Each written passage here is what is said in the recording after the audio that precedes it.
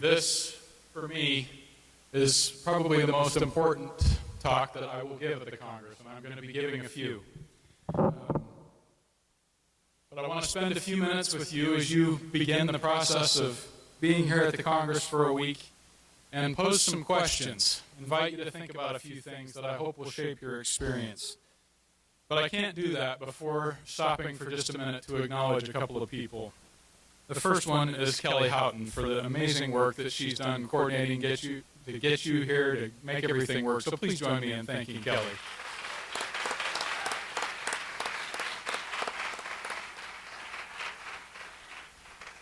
There are a lot of other volunteers and speakers whom you'll be interacting with throughout the week. Those people who have come here as speakers are doing that on their own time and on their own dime. And it's because of how they feel about you.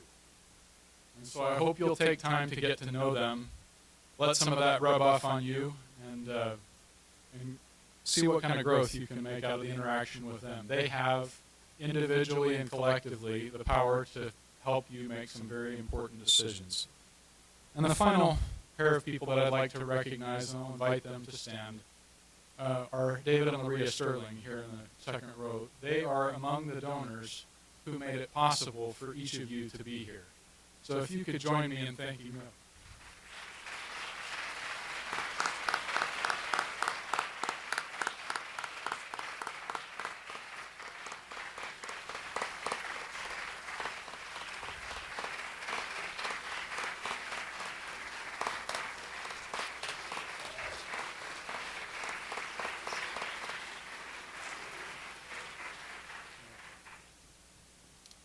Thank you. They may need to slip out here in a few minutes, so I'll just make the excuse for them if they decide they need to do that. A lot of people are going to throw a lot of statistics, a lot of ideas, a lot of problems, and a lot of solutions at you over the next few days. I'm not going to do any of that. My purpose here is to throw a few questions. And I'd invite you, as I talk, if you've got a piece of paper handy, to pull it out and journal for a couple of minutes while I'm talking. I don't want all of this time to be you listening to me. I hope some of it's you listening to you. I know why I'm here. I'm curious if you know why you're here. If somebody asked you that question, if the Sterlings asked you that question right now, could you give them an answer? What is it that made you willing to apply for this program in the first place, to submit yourself to a little bit of competitive scrutiny, and then to give up a week of your life to come be here in Salt Lake with us, with speakers, with each other? What made you want to do that?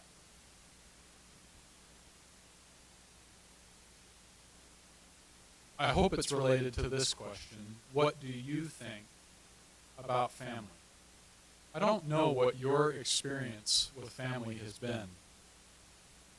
It could be sort of the standard, gosh, grew up in a great home, love my folks, off to the races, can't wait till it's my turn. It could be something like that. Some of you may have already made a few decisions that will shape your family life. Some of you have probably come from some situations that you wouldn't have chosen. See, we're 2 generations into the experiment that we call the sexual revolution. Maybe we're more than 2 generations, depending on how you measure it. But that started, by one account, in 1968 with the introduction of no-fault divorce in the state of California, the United States. And it's grown from that in a lot of different ways. And 2 generations later, the seeds that have been planted are being harvested. And as Dr. Phil would say, how's that working out for us?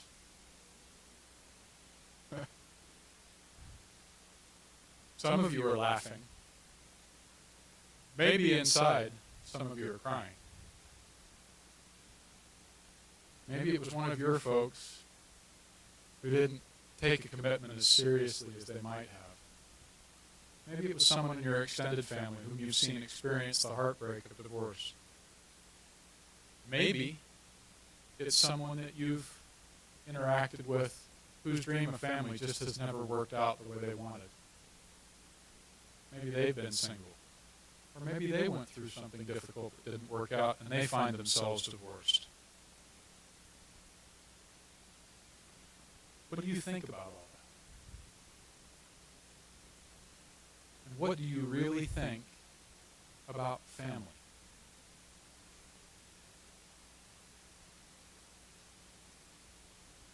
You heard a little bit this morning about how the World Congress of Families got its start. It got its start as nations behind the Iron Curtain were coming out of not 2 generations, but 3 generations of suppression of faith and family.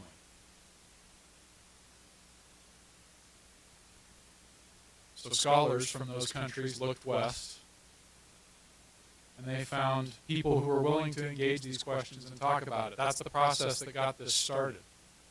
But I would submit that each of us has to go through that process for ourselves. You can sort of slide into the family decision. You can kind of take it as it comes. Of course, in a lot of ways, we have to take it as it comes. Not all of this is our choosing, right? But what are your family aspirations? What is it you want in your family life? And as you measure what that goal is for you, think about where you are today. Measure that distance. And ask yourself, what's it going to take to close that gap? There are probably a few concrete things that you can think of. Maybe it's college education you'd like to complete, or qualities that you think you need in a certain someone if you haven't met them yet. I hope you won't leave out of that mix prayer.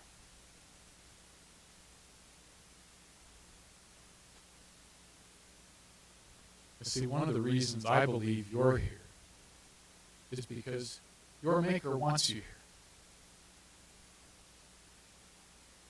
Not just in this room, but He wants you here now. For the kinds of challenges and the kinds of opportunities that surround you now. I'm getting just old enough, I'm 41.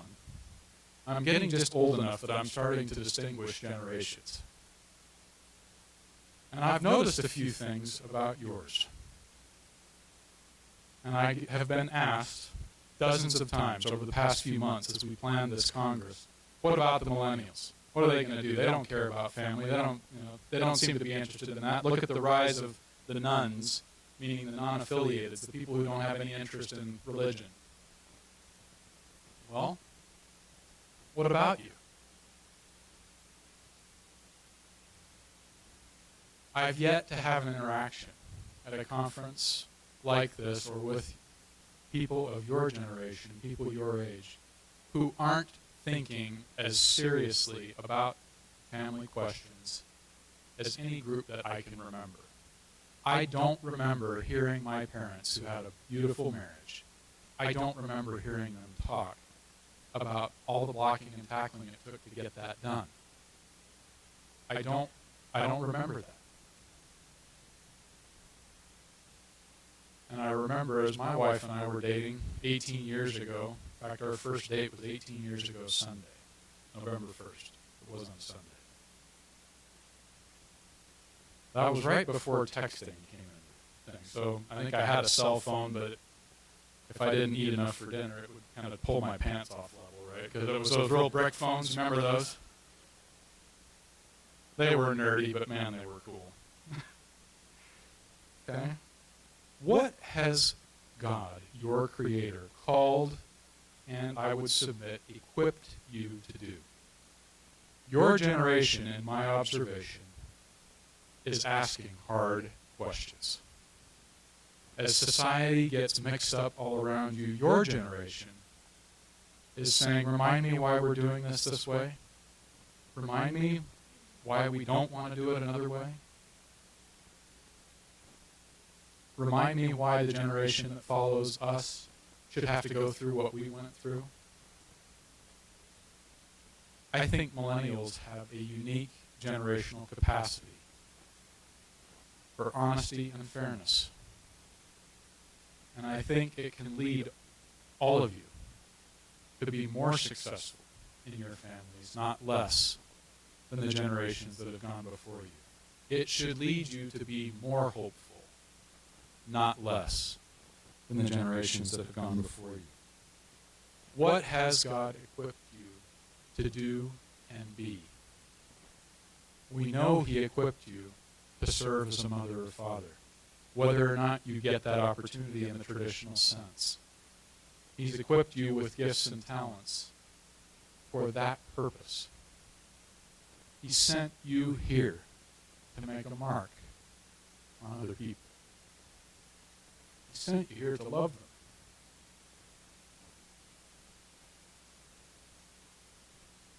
He sent you here to make a mark on your friends. He sent you here to be a friend.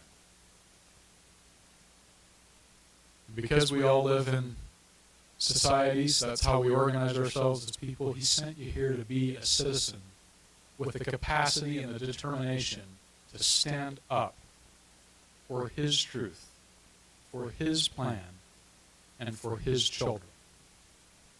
That's what He sent you here to do.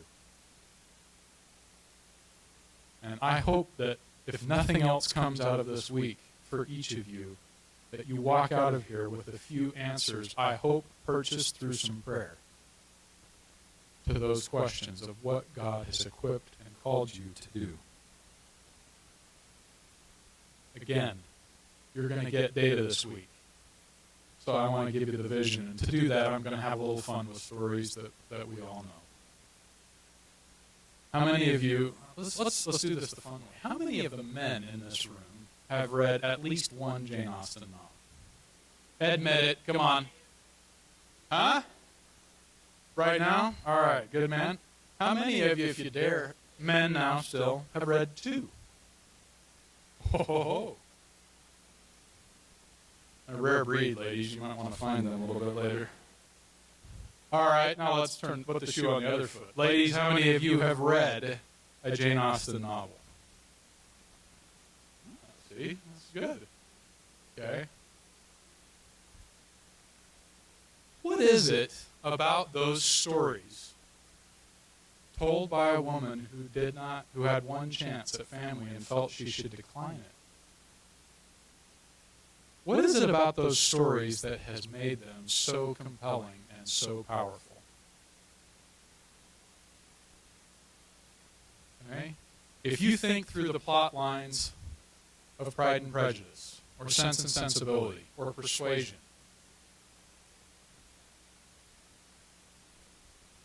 what is it that stands out? What is it that makes those stories enduring? I would submit to you that it's not the romance. It's not. I think Jane Austen was like you. She lived on the boundary between an age of arranged, maybe even mercenary marriages, and an age that wanted to marry for love and nothing else. And she was asking herself the question, how's it working out? And not just how is it working out, how should it work out? I think what makes those stories enduring is the insight, the time she spent observing and recording human nature and recording how we go about the process of finding a person to build a family with, the family formation decision. Now, she doesn't get into children and all that sort of thing. Not too much. Although it's pretty hard to look at how she chronicles, for example, the Bennett sisters, without concluding that she had some pretty clear thoughts about parenting. Right? Does anybody think that she really believed Mr. Bennett took the right approach with his daughters? Did he really invest in them as a father as he could have? Or did he pick a favorite and, in the modern day parlance, go play golf? Mm-hmm. You remember her, if you've read the books, Sense and Sensibility happens to be my favorite of those. It's fun to me in a couple of these stories how she disposes of the characters she doesn't like. Okay? And you'll remember when she decides to get rid of Lucy Steele, she has sort of a benedictory paragraph on this. So Lucy, you'll remember, is the woman who was secretly engaged to Edward for 4 or 5 years. And then when all of a sudden his prospects didn't turn out too great financially because he was disinherited, she found that she could transfer her affections quite readily to his brother, who was now the sole heir to the fortune. And Austen goes on to tell just a little bit of what her domestic life was like with Robert Ferrars. And her benedictory comment is, and thus we can see what a person can accomplish with no other sacrifice than that of time and conscience. She didn't like Lucy very much. So Austen clearly didn't think that marrying for the money was the way to go. It wasn't just about that. So here at the Congress, you're going to hear talk about economics and marriage, economics and family. There's no better engine for preparing people for society than the family. Nothing will lead them to greater investments in education and each other than family. But is that the only reason? But what about the other side? What about the couple that gets together just for love? Lydia Bennet and George Wickham from Pride and Prejudice. I don't know how many of you remember the parting comment that she gives on their marriage. But she talks about the constant ill will subsisting between Lydia and Wickham and everybody else. In other words, their marriage was not happy. They had not thought through anything. They hadn't really given things proper consideration. But you probably haven't thought too much about those conclusions from Austen. I'd invite you to. And I'd like you to consider this question. How is it that you might be able to help recapture, perhaps as Austen did, the imagination of those around you for family? How is it that you could help rekindle an aspiration for all the powerful goods and benefits that family provides? What could you do in the metaphor that we talked about in the opening session to light your candle in that way?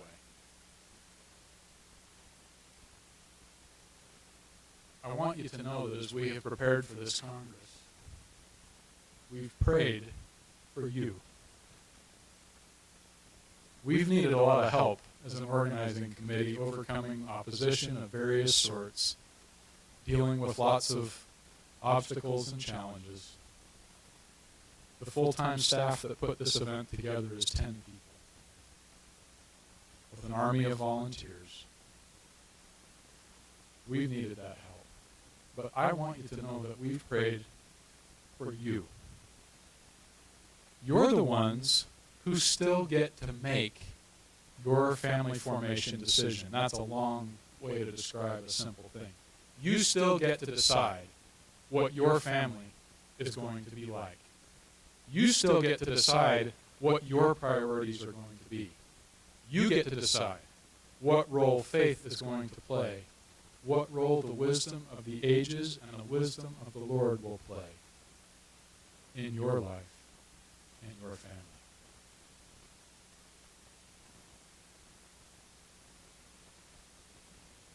That's the most amazing opportunity anyone could ever have. It's the first and most universal act of entrepreneurship. Big risks, long time horizon, really uncertain returns. Okay. I'm in that middle-aged stage. I've got kids 12, 7, and 3 who occasionally listen to me. Okay. My challenge for you is this. Spend your time this week getting everything you can out of this Congress. Getting everything you can out of the content that you will be presented. Putting everything you can into new friendships, new relationships. You're here from all over the world. I've read the portfolios that many of you submitted. I've read your personal statements. I've seen some of your art projects.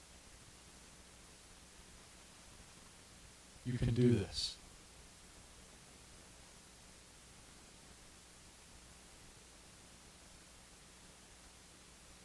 And so when I'm done with this, I will still be praying for you.